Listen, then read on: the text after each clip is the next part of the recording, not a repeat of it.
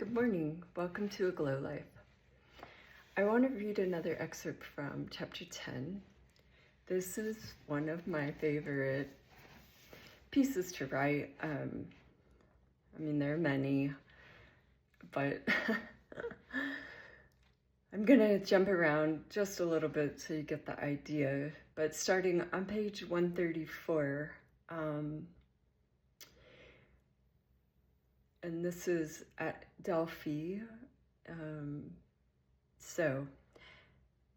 Retracing my steps to the main entrance, I met the rest of the ladies from our group. From there, we went on a tour of the museum.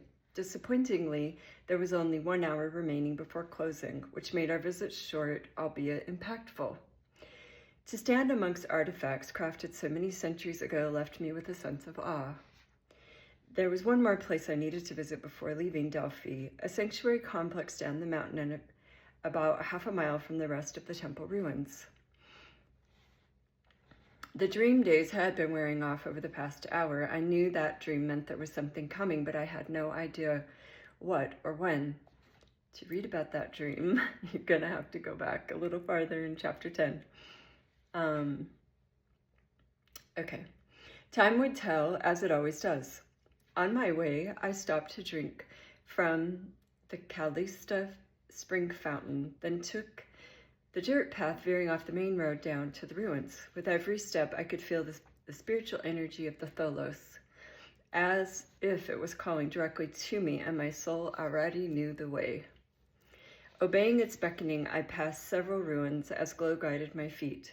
The Tholos was a beautiful circular building at the center of the sanctuary of Athena Pronea, Athena of forethought. It was constructed between 380 to 360 BC. It consisted of 20 Doric columns arranged to form an exterior circle, with 10 columns forming an interior circle. The building would, quote, "The building is one of the architectural wonders of the world, an incredible feat of mathematics involving precise calculations of ratios based on the golden number. The algebraic complexity of the structure is matched in detail and perfection by its decoration. The moldings are delicate and the carving, both bas relief and in the round, is masterly. There are 2 magnificent friezes and an exterior one and another around the top of the cella wall, each with 40 metatropes," end quote. It's from the Museum of Goddess Athena. It was quite a sight, with just a few other people milling around here and no UNESCO guides. I sat down on a stone closest to the front of the Tholos and thought about the journey of life. I may live a mere 100 years on this planet.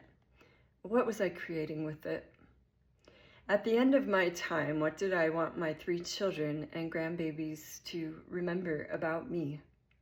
I thought about my soul journey up to this point. All the inner work was undeniably manifesting change in the world around me. I felt a greater alignment within, and yet there were still aspects which hadn't been able to fully connect.